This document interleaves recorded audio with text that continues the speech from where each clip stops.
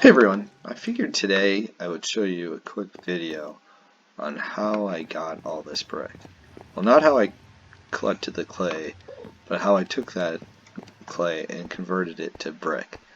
So it took a lot of time. Again, it's survival, so there's a lot of steps to everything when you're doing it in survival. So I'm going to show you what I did. I created a building that I decided, use as my smelting factory. And in that building, I had a furnace. And here we are, a furnace that would be filled with the clay and with the stuff I used to burn the clay to turn it into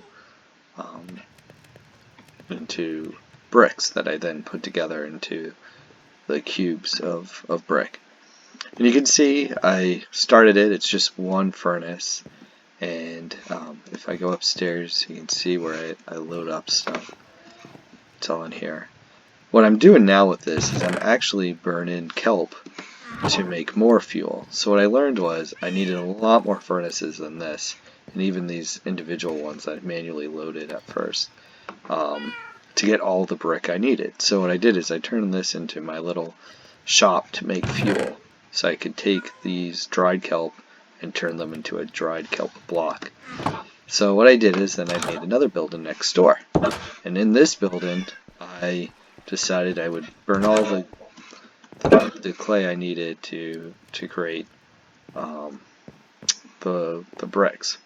But what happened here was I basically used the same design where I had two feeders, so I'd fill one as the other one was being used, and you can see I have switches to turn them off and on. So once this was done, I would turn it off, fill it up, and turn this on, and that one would be consumed.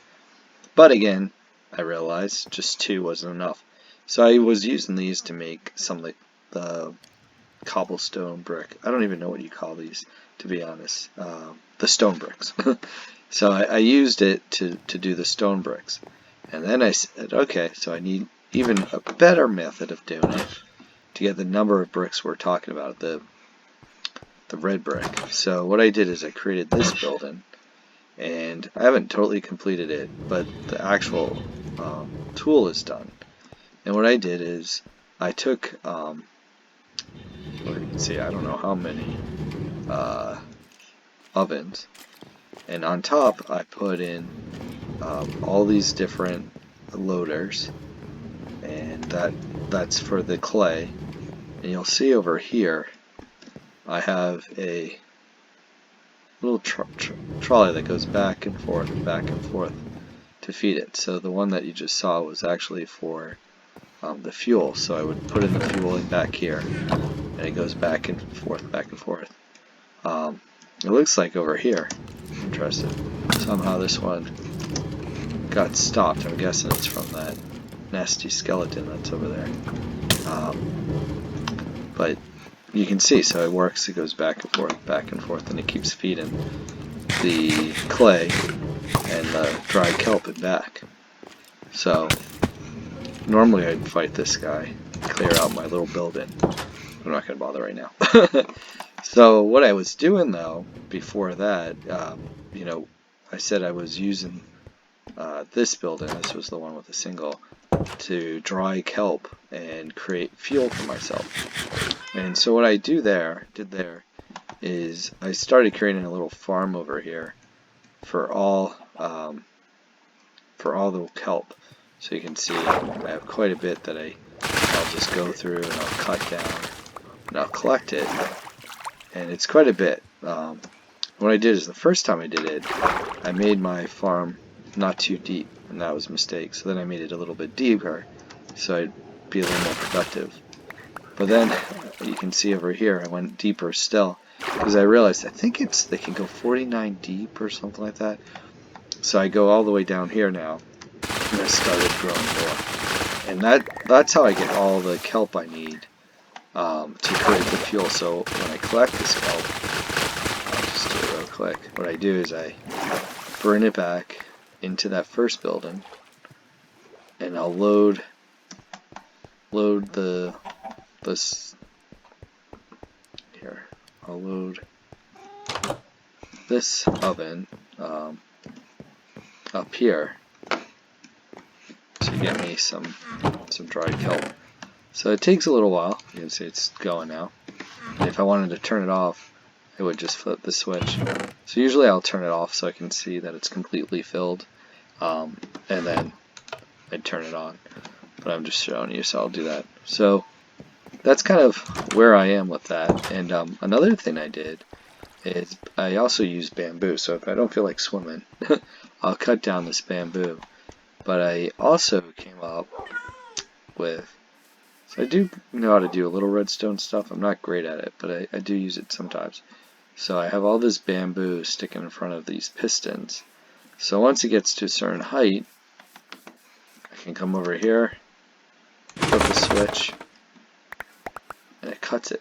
And then I can just collect it.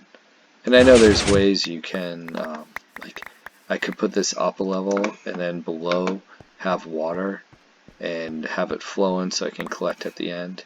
But to be honest, I didn't want to invest the time in that because I really wasn't going for building this to make it look good. I was just trying to make it easy enough to do so that I could take it down later, because I'm going to have a city here, so I don't want to invest too much time in building something nice. And oops, here might as well breed these two guys. So we're going to use them right now, and I'm going to go in and clear out that skeleton because he really shouldn't be there. I thought I had enough light in there. It's the first time. Oop, now I have a creeper. I am not going to waste my time because I put a lot of work into this, that I don't want the creeper to blow up my building, or more importantly, my little. Yeah, he's upstairs. Let me see if I can find the skeleton while I'm here.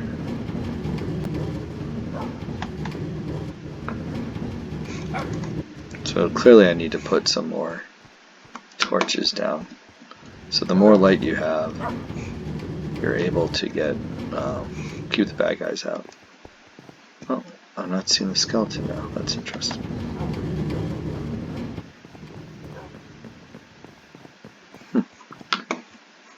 Well, okay, I guess I'll come back another time. So when it's nighttime around here, usually where I sleep, in case you're interested, is, again, that was the big factory, I'll call it. This was the first one, and this is the second one. This has been my base camp since I started building this. Sometimes I'll sleep in that elevator shaft that I showed in my last video, but this is where I sleep most nights when I'm working here, because I have a lot of different things here that you can see. I've killed a couple skeletons when I've been down here. I have an enchanting table which I use to make my axes stronger when I'm trying to cut down trees for the floors. Here you can see a bunch of scaffolding. I'll use that to make some more elevator shafts that I showed you in the other video. So I'm just gonna sleep now, and let's see. I'm gonna look in the morning to see if that creeper's still there. If he is, maybe I'll have to fight him and get rid of him. I'll take my trusty little cat that's in the area with me. And I'm gonna get out some more torches to light up this area more effectively.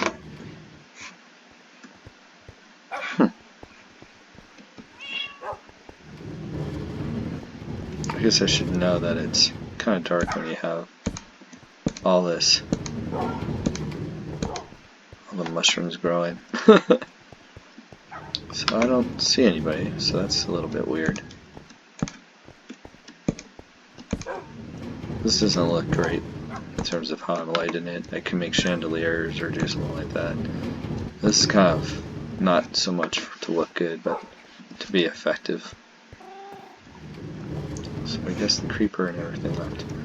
Alright, well, I'm glad I didn't make an effort to fight him and potentially blow up all the work I did. So yeah, so I've made some progress. I started on the roof in that area I was building the other day, and I'll continue on that today. So I hope you enjoy this, and I'll talk to you later.